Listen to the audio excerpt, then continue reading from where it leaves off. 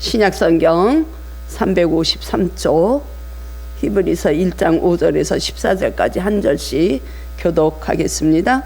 하나님께서 어느 때 천사 중 누구에게 너는 내 아들이라 오늘 내가 너를 낳았다 하셨으며 또다시 나는 그에게 아버지가 되고 그는 내게 아들이 되리라 하셨느냐.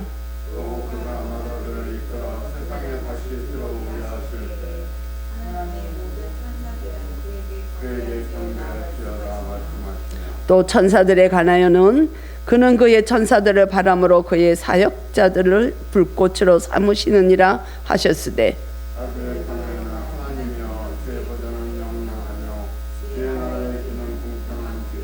주께서 의를 사랑하시고 불법을 미워하셨으니 그러므로 하나님 곧 주의 하나님이 즐거움에 기름을 주께 부어 주를 동류들보다 뛰어나게 하셨도다 하였고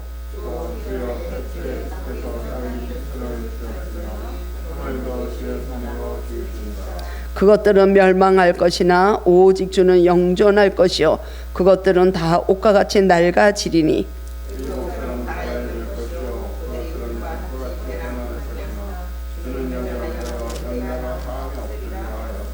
어느 때에 천사 중 누구에게 내가 내 원수로 내 발등상이 되게 하기까지 너는 내 우편에 앉아있으라 하셨느냐. 모든 천사들은 섬기는 영으로서 구원받을 상속자들을 위하여 섬기라고 보내심이 아니냐. 아멘. 오늘 말씀 우리가 지금 히브리서를 보고 있죠. 히브리서의 큰 주제는 예수님은 누구신가 하는 것을 알아가는 것입니다. 그리고 예수님은 어느 무엇보다도 모세보다도 천사보다도 우월성이 있으시고 특별하시고 만물을 통치하시는 분, 우리의 주권자 되시는 그리스도를 얘기를 하고 있죠.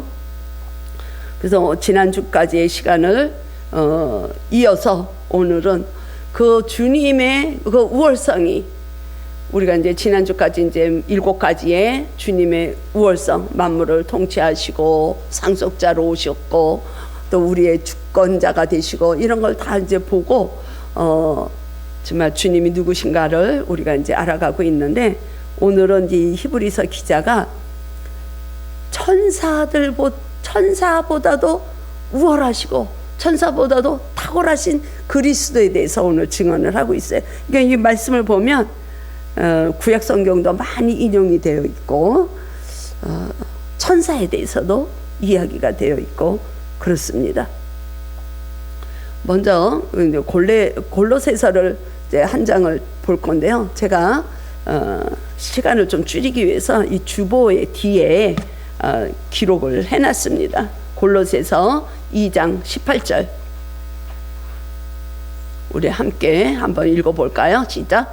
아무도 꾸며낸 겸손과 천사 숭배를 이유로 너희를 정죄하지 못하게 하라. 그가 그 본 것에 의지하여 그 육신의 생각을 따라 헛되이 가장하고 이 말씀이 나와 있죠. 이 시대에 그 로마 지배하에 있던 그 히브리인들 중에서 기독교를 개종한 자들, 이게 디아스포라 흩어져 있던 그 히브리인들의 그 외부로부터 오는 압박과 또 내부에서 일어나는 그 혼란 속에서 이 신앙에 흔들림이 있다고 말씀을 드렸잖아요. 근데 이 시대에 그들에게는 어떤 그 신앙을 소망하는 게 있었는가 하면 천사 숭배하는 것이 그들이 원하는 신앙의 그 패턴이었어요. 그래서 우리가 골로새서 지금 본 것처럼 천사 숭배를 이유로 이렇게 나와 있잖아요.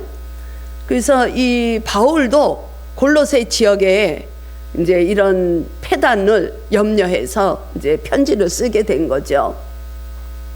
그러니까 이때 여기서 천사 숭배라는 이야기는 우리 사람이 천사를 숭배하는 이런 게 아니라 그 시대에 그 구약 시대에 또 이렇게 많은 사람들 또 그 로마 시대에 혼란을 겪고 있던 그들의 그 성도들의 모습, 거짓 교사들의 모습이 어떤 모습이냐면 천사들이 하나님 앞에 경배하는 그 모습을 닮아가고 싶었던 이런 마음이 있었던 거예요.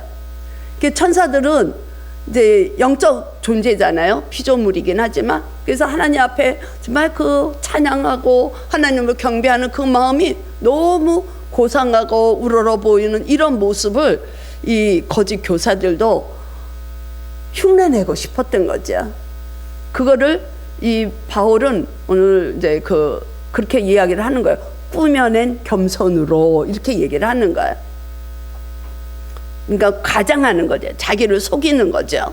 그래서 그때 성도들이 이제 그런 생각을 하는 거예요. 나도 천사들이 하나님을 경배하는 것처럼 나도 그런 영적인 것을 경험하고 싶다. 어떤 신비를 체험하고 싶다. 이런 마음이 있었던 거예요. 그래서 나도 어떻게 하면 그 천사들이 하나님을 경배하는 것처럼 그런 환상을 통해서 좀 고상하고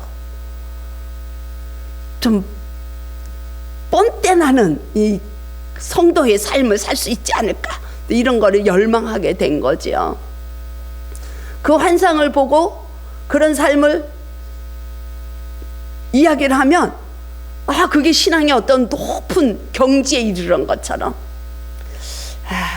지금 시대도 은사를 받은 사람들이 주의해야 될 것들이, 우리 한때 몇 년 전에도 막 그 유튜브에 또 돌아다녔어요. 한국에 뭐 전쟁이 날 것이고 뭐 이 거짓 그 환상, 그들이 봤다는 환상으로 인해서 막 이게 유튜브에 많이 떠들었어요.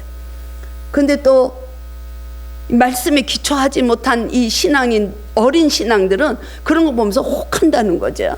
그래서 이 바울도 고린도 교회의 그 은사주의로 인해서 혼란스러웠던 것을 이렇게 지적하는 그런 일도 우리가 고린도 교회를 보면서 볼 수가 있는데, 지금도 우리가 자칫하면 그런 거예요. 나는 성령 체험을 했네, 방언을 하네, 또 어떤 환상을 봤네, 이런 걸로 인해서 우월감을 가질 수 있다는 거죠. 그러니까 그런 위험에 우리 성도들이 빠지면 안 된다는 거예요. 그거를 이제 오늘 히브리서 기자는 이제 천사들을 통해서 그 시대에 그 임했던 성도들의 모습을 가지고 우리들에게 이제 교훈을 해주고 있는 거예요. 자칫 이 신비 체험을 한 사람들이 교만해지기가 쉬운 거예요. 나는 이런 사람이야, 이런 정도의 신앙을 가지고 있는 사람이 계급화가 되는 거예요, 성도들하고. 그래서 그 체험을 못한 자들, 은사를 아직 주어지지 않은 그 신앙인들을 보면 너 신앙은 그것밖에 안 되냐. 실제로 우리나라에서도 그런 게 있었어요. 강동의 어떤 그 교회를 보면 예전에, 지금은 그렇지 않, 지금은 이제 그 교회가 없어졌어요. 근데 현수막을 다 내거는 거예요. 여기 목사님은 40일 기도를 2번이나 했다, 초능력적인 교회다, 이런 거를 내거는 거예요. 근데 그게 중요한 게 아니라는 거죠. 사실 40일 동안 금식을 해서 거기에서 교만이 들어오고 나는 이런 목사야 이래가지고 지금 그 교회가 없어지고 그 목사님이 잘못돼서 그 교회가 이렇게 파탄이 됐어요. 참 안타까운 일이죠. 그런 거를 조심하라는 거야, 이 기자는. 그게 다가 아니라는 거야. 그 사람들은 내가 봤다는데 뭐라 하겠어요? 자기가 봤다는데, 그리고 하나님의 말씀을 들었다는데. 그런데 바울은 그 골로새서 교인들에게 그렇게 얘기를 해주고 있어요. 그 2장 18절 하반절에 그가 그 본 곳에 의지해서, 그러니까 사람들이 그 환상을 본 거를 의지해서 그 육신의 마음에 따라서 헛되이 과장돼서 이야기를 함으로써 성도들을 정죄하고 나를 추종하게 만들고 이런 교만이 들어간다는 거예요. 이 거짓 교사들이 그런 영향이 있다는 거예요. 자칫 잘못하면 그렇게 해서 이단에 빠지게 되는 거죠. 이단에 빠지게 되는 거. 그저께인가 뉴스를 봤는데요. 거기에 그 스페인인 것 같아요. 거기에 한국 그 농경지가 있더라고요. 큰 그 넓은 그 뜰에 한국인들이 이민자들 이제 거기 집단으로 농사를 짓고 거기서 이제 생활하는데, 알고 보니까 거기서 어린 아이가 5명이 죽는 사건이 뉴스에 보도가 됐어요. 근데 보니까 그게 있는 목사가 수년 전에 우리나라에서 이단으로 규정이 되어가지고 문제를 일으켰다는 그 보도를 하는 거예요. 우린 그럴 수 있어요. 그래서 이게 자칫 정죄하게 되는 거예요. 정죄. 그 바울이 그렇게 얘기하잖아요. 너희가 천사 숭배를 이유로 너희를 정죄하지 못하게 하라, 이렇게 얘기하잖아요. 이게 다른 성도들을 막 이렇게 지적을 하고 계급화시키고 이런 교만에 빠지게 되는 거죠. 근데 그것이 헛된 것을 얘기하는 거예요. 잘못된 것, 자기 자신의 착각이라는 거예요. 물론 아주 신실하게 말씀에 깊이 들어가서 하나님과 연결을 하는 하나님의 사람들이 있어요. 진실로 자기만의 하나님과 자기 1대1의 어떤 그런 교제를 나누는 사람들이 실제로 있습니다. 성령님의 조명하심으로. 그런 자들은 우리가 겸손하게 다른 지체, 그 알려주시는 말씀을 가지고 교회의 지체들에게 유익을 주도록 기도하고 품고 가라는 얘기예요. 그거를 이렇게 막 까불려서 너는 어쩌고 너는 어쩌고 이러지 말라는 것이죠. 그런 은사가 나를 이렇게 지배하게 되면 은사주의가 돼버리는 거예요. 은사주의가 돼버리면 율법주의가 되는 거예요. 그래서 너는 금식을 안 했기 때문에 이렇게 돼, 이런 오류가 나눈 거죠. 그래서 이 시대에 금욕주의자들이 나오게 되는 거예요. 절제하고 자기 몸을 스스로 괴롭히고. 그래서 그 2000년 사이 교회사를 보게 되면 실제로 성도들이 그 성전을 올라가는데 로마 이제 그 캐톨릭 그 로마 교회 그 성전까지 올라가는데 그 많은 계단을 무릎을 꿇고 올라가는 일들이 있었단 말이죠. 그러니까 자기 육신을 괴롭게 하고 나는 뭐 이런 계급화시키고 이런 것들 행동 이만큼 하기 때문에 나는 하나님 앞에 이만한 구원을 이룰 수 있다고 생각하는 그런 율법주의들, 은사주의들 이런 거를 조심하라는 거야. 그래서 우리는 어디까지나 우리의 신앙이 성장할 수 있는 거는 어디에 기초해야 되냐면 말씀에 기초해야 된다는 거예요. 동의하시죠? 말씀을 통해서 하나님은 하나님의 경영을 해가시고 하나님의 사랑하는 백성들을 구원을 이끌어 가시는 하나님의 경륜, 하나님의 경영 방식은 이 말씀을 통해서 하시는 겁니다. 그래서 우리가 너무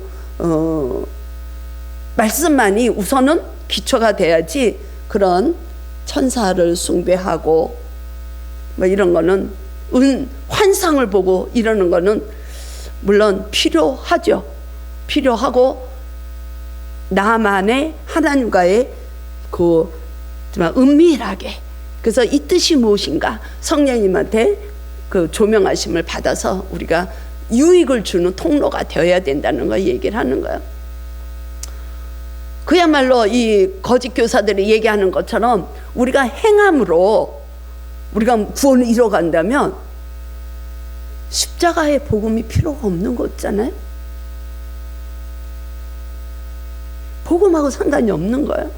내가 열심히 정말 10시간을 기도를 해서 하나님께 교제가 이루어지는 것은 나한테 유익이 되고 나한테 좋은 거지, 그 기도를 10시간을 했기 때문에 내가 구원을 이루어가는 거에는 그거는 아니라는 거야.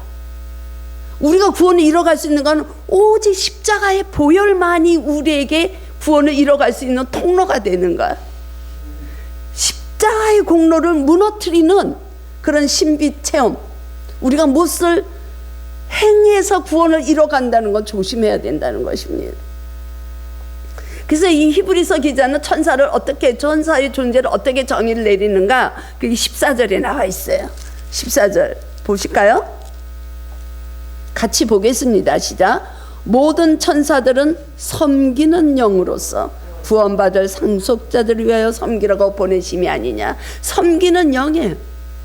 섬기는 일을 하는 사역자들의 피조물이에요. 천사도. 하나님은, 그리스도는 그리스도 자신이 하나님이시니까 비교도 안 되는 거를 지금 이렇게 비교하고 있죠.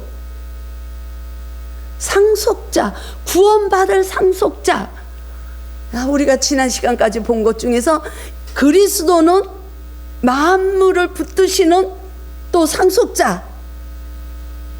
우리는 그리스도 안에 있기 때문에 우리는 그리스도와 동일한 장차 왕로로 탈 상속자라는 것을 우리가 공부했죠. 그렇다면 여기서 구원받을 상속자는 저와 여러분들을 얘기하는 것입니다. 아멘이죠. 얼마나 감사합니까? 우리는 참 존귀한 자예요. 우리는 정말, 나는 나 외에 나와 같은 사람이 없어요.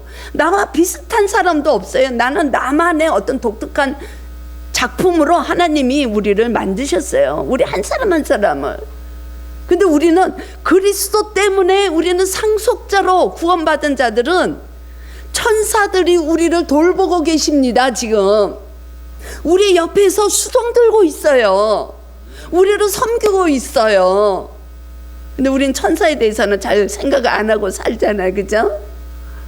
우린 그런 존재예요. 얼마나 하나님의 귀한 존재입니까? 천사의 존재는 우리를 섬기라고 하나님이 만들어 놓으신 거예요. 근데 그들이 하나님을 경배하는 그걸 사람이 따라가려고 하는, 그게 참 안 맞는 거예요. 그렇다면 이 기자는 그리스도를 어떻게 또 정의하고 있는가? 물론 2절 3절에서 그 탁월하신 그리스도를 증거해 주셨지만 오늘 5절에 보면 그리스도가 누구냐? 이 기자가 어떻게 정의를 합니까? 보겠습니다. 시작. 5절. 하나님께서 어느 때 천사 중 누구에게 너는 내 아들이라 오늘 내가 너를 낳았다 하셨는가? 천사들에게는 하나님의 아들이라고 칭한 자가 아무도 없어요. 오직 아들이라고 칭함을 받은 자는 그리스도 외에는 없습니다. 이 말씀은 거기 기억하고 표시가 되어 있죠. 너는 내 아들이다. 그 앞에 기억 표시가 되어 있잖아요. 기억은 그 밑에, 성경 밑에 관주로 보면 시편 27편 이렇게 되어 있어요. 27편을 인용했다는 이야기예요. 이 성경 제일 밑에 보면 기억해놓고 시편 27편 이렇게 되어 있죠. 시편 27편을 이 기자가 인용해서 여기다가 이제 기록을 해놓은 건데, 시편 2편이 어떤 내용이냐? 다윗에게 나단을 통해서 하나님이 하신 말씀이에요. 근데 다윗은 평생 동안 살아가면서 한 가지 하고 싶었던 일이 있었어요. 나는 이 좋은 왕궁에서 사는데 우리 아버지는, 하나님 아버지는 하나님이 거하실 집이 없도다. 즉 이 휘장 안에 계시는 하나님, 장막 안에 거하시는 그 하나님이 다윗이 보기엔 너무 마음이 아팠던 거죠. 그래서 이 다윗이 평생에 하고 싶었던 일이 하나님이 거하실 성전을 짓는 것, 하나님의 집을 짓는 것이 소원이었어요. 그런데 그 성경을 이제 보시면 사무엘하를 제가 기록을 해놨죠. 사무엘하 주보 뒤에 보시면 7장 11절 보겠습니다. 그 하나님의 집을 짓기 원하는 그 다윗에게 나단을 통해서 하나님이 어떤 말씀을 하시는가 하면 11절 같이 시작. 너를 모든 원수에게서 벗어나 편히 쉬게 하리라. 여호와가 또 내게 이르노니 여호와가 너를 위하여 집을 짓고, 이렇게 돼 있습니다. 11절이 거기 없는가 보네. 다시 얘기해서 이 사무엘하 7장 11절을 보게 되면 다윗이 하나님의 집을 짓고자 했는데 하나님이 아니야, 네가 나를 위해서 집을 짓는 게 아니라 내가 너를 위해서 집을 지을게. 하나님이 약속을 해주시는 거예요. 그래서 12절에 그렇게 말씀합니다. 12절, 내 수완이, 같이 볼까요? 시작. 내 수완이 차서 내 조상들과 함께 누울 때에 내가 내 몸에서 내 씨를 내 뒤에 세워 그의 나를 경고하게 하리라. 무슨 얘기냐면 다윗의 그 혈통을 통해서 오는 네 씨를 통해서 하나님이 경고하게 집을 지을 것이다. 그래서 우리가 아는 것처럼 실질적으로 물리적으로 솔로몬이 성전을 지었죠. 그러나 그 솔로몬이 지은 성전은 어떻게 됐습니까? 영원하지 못했지요. 솔로몬의 아들 때에 와서는 이스라엘이 북이스라엘 남유다로 분열이 되고 결국에는 아수르 바벨론으로 포로로 잡혀가는 이스라엘의 역사가 끝나는, 솔로몬이 지은 하나님의 집은 무너져 버려요. 영원하지가 못해. 근데 여기에서 다윗에게 나단을 통해서 말씀하시는 거예요. 내 씨를 통해서 오시는 그의 나라는 견고하게 영원할 것이다. 그리스도, 오실 메시아를 예언하는 것입니다. 구약시대의 성도들, 이스라엘 백성들에게는 오실 메시아를 통해서 하나님의 나라가 세워지고 그 나라는 견고하고 영원할 것을 예언해 주신 말씀이 시편이고 사무엘하예요. 그런데 지금 우리들에게는 이미 오셨죠. 예수님은 2000년 전에 예수님은 십자가에서 자기 몸을 다 버리시고 모든 거 버리시고 오셔서 이미 예수님은 뭐라고 말씀하셨어요? 회개하라, 천국이 가까워졌느니라. 하나님의 나라가 임했다는 거예요. 그럼 지금 이 시대는 하나님의 나라가 이미 임한 시대에 우리는 살고 있어요. 그리고 지금은 그 시기, 하나님의 나라는 주권자이신 그리스도가 통치하고 계시는 이 시대에 우리는 살고 있는 것입니다. 그렇죠? 그러면서 하나님이 말씀하신 것이 무엇이냐?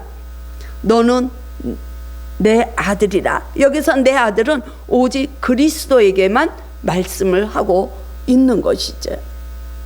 그래서 실제로 예수님이 이제 요단강에서 이제 세례받고 올라오실 때 뭐라고 말씀하세요? 내 사랑하는 아들이라고 그랬어요. 내 기뻐하는 자다. 하나님이 그렇게 말씀하셨죠.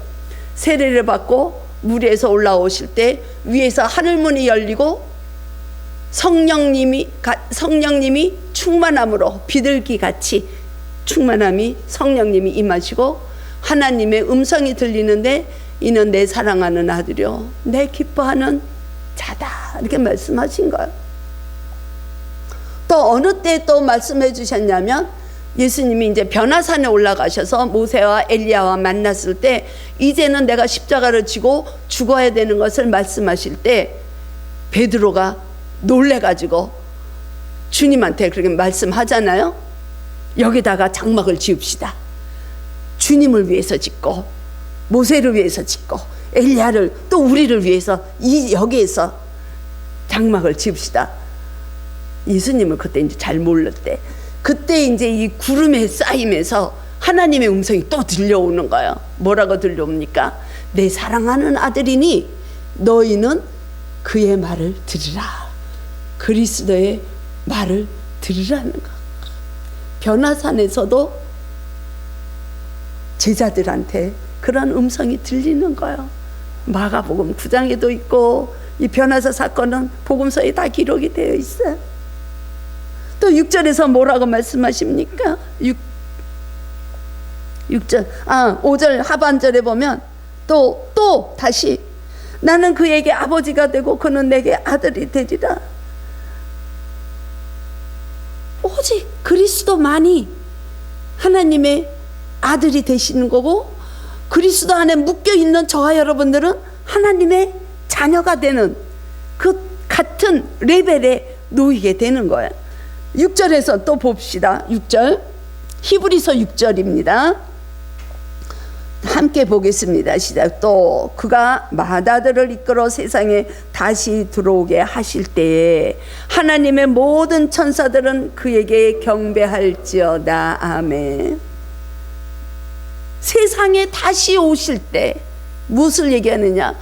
재림하실 주님을 말씀하고 있는 거야. 다시 오실 주님. 그때는 어떤 주님으로 오시는가? 맏아들로 오시는 거예요.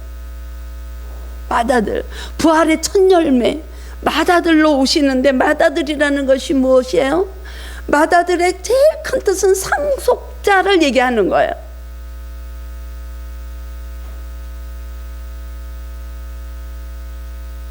상속자. 그리고 하나님은 그 아들에게 모든 만물에 통치하실 것을 위임하셨어요. 그래서 이 만물을 통치하시는 분이 주님이신 거예요. 예수 그리스도. 그래서 재림하시고 난 다음에는 이 땅이 만물이 전부 주님 앞에 무릎 꿇고 경배하고 주님이 이 땅을 통치하시고 새하늘과 새 땅이 이루어질 것입니다. 그때에 우리는 함께 주님과 왕노릇을 하는 시대가 오는 거예요. 야, 이 어마어마한 이 말씀이 하나님이 우리에게 해주시고 계시는데 표정들이 다 너무 심오해. 마음이 뜨겁지 않아요? 어떤 기쁨이 없나요? 감격이 없으세요? 저만 그런가요? 저 지금 마음이 너무 뜨거운 거. 주님 감사합니다. 어서 오세요. 주님 어서 오세요. 그렇게 좋은 그 나라 빨리 임하세요. 그 요한계시록 마지막 절이 그거예요. 아멘. 주님 어서 오십시오. 지금이라도 정말 그 완전한 새하늘 새 땅을 우리가 볼 수 있는 그런 신앙을 가지고 이 땅을 지금 살아간다면 설사 지금 힘들고 지치고 무너질 것 같은 이 삶에 여러분들은 어떻게 대처합니까? 그냥 근심하면서 넘어질 것입니까? 아니면 장애물을 넘지 못해서 맨날 전전긍긍하면서 주님 난 못 살겠어요 할 것입니까?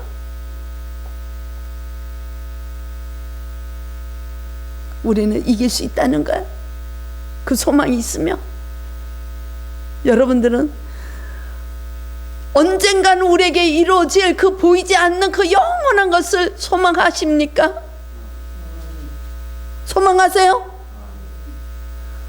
지금 좀 희미한 것 같아도 그냥 아멘으로 받아들이면 내 것이 되는 거야.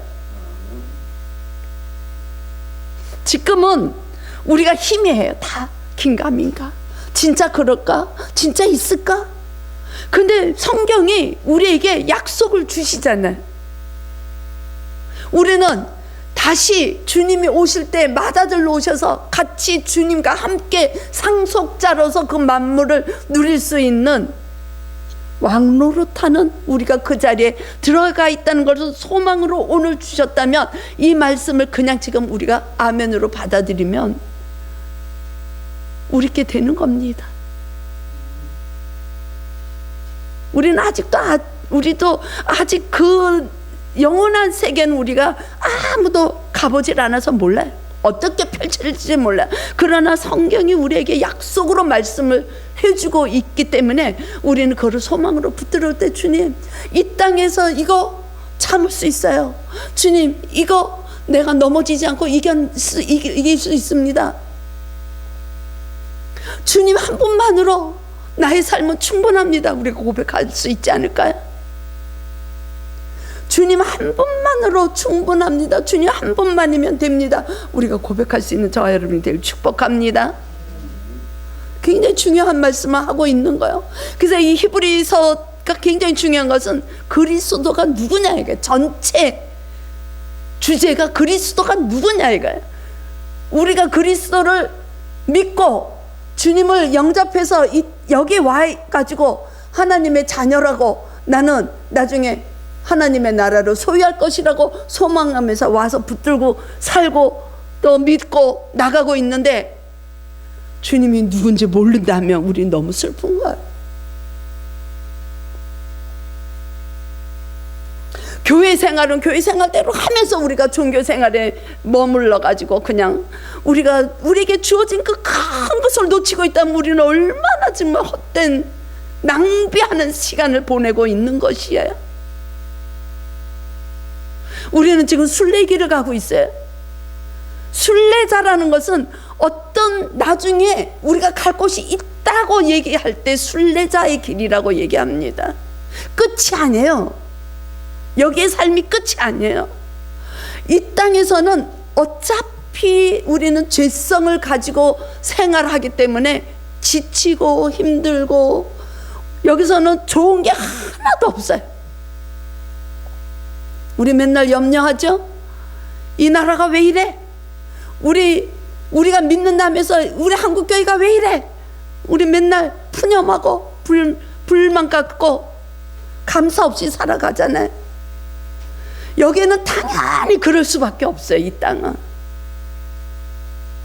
그 안에서 우리는 지금 영원한 것을 바라보며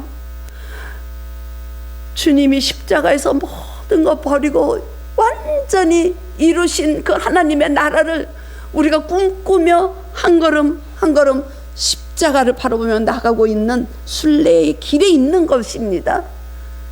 그렇기 때문에 우리는 그 소망으로 모든 걸 참고 가는 거예요. 소망으로 베풀고 가는 거예요. 소망으로 우리는 손해를 보고 가는 거예요. 소망으로 우리는 일어나서 가는 거예요. 또 우리 그렇게 사십시다. 그러기 위해서는 우리는 주님이 누구신지를 알아야 돼요. 주님을 모르기 때문에 우리는 너무 힘든 거예요. 내 삶이 주님을 모르기 때문에 나는 넘어지는 거예요. 어저께 보니까 우리가 너무 잘 아는 우리 강수연 영화배우가 젊은 나이에 정말 타결했어요. 아마 보니까 이게 상속될 그 금액도 엄청 나더라고. 몇백억이더라고. 저는 제일 먼저 무슨 생각을 했냐면 하나님을 알았을까 이 생각을 했어요. 너무 젊은 나이에 너무 아까운 거예요.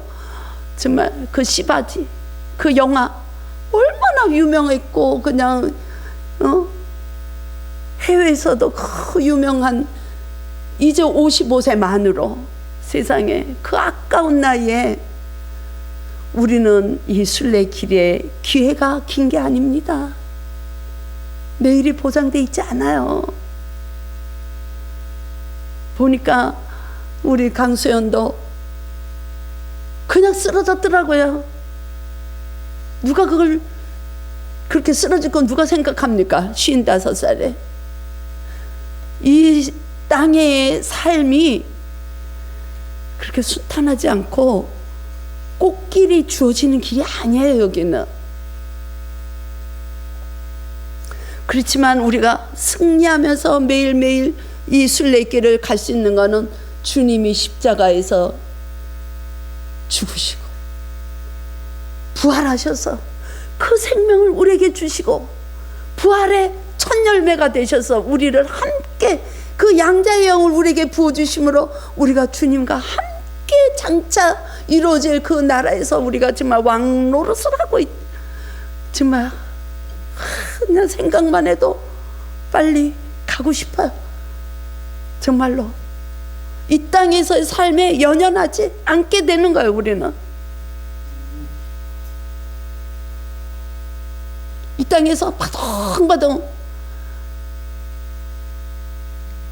힘들게 살아가는 것도 건강하게 사는 것 참 의미가 있지만 우리 믿는 자들은 언제나 오늘이 마지막인 것처럼 더 좋은 세상이 있다는 것을 우리가 인식하면서 주님이 누구시길래 그 궁금증 하나 가지고 우리가 한 주간도, 그렇지만 주님은 우리와 끝까지 동행하시겠다는 그 한 말씀 붙들고 우리가 이 믿음의 길을 걸어갈 수 있기를 주님의 이름으로 축복합니다. 기도하겠습니다. 주님 감사합니다. 우리의 모든 것 되시는 주님,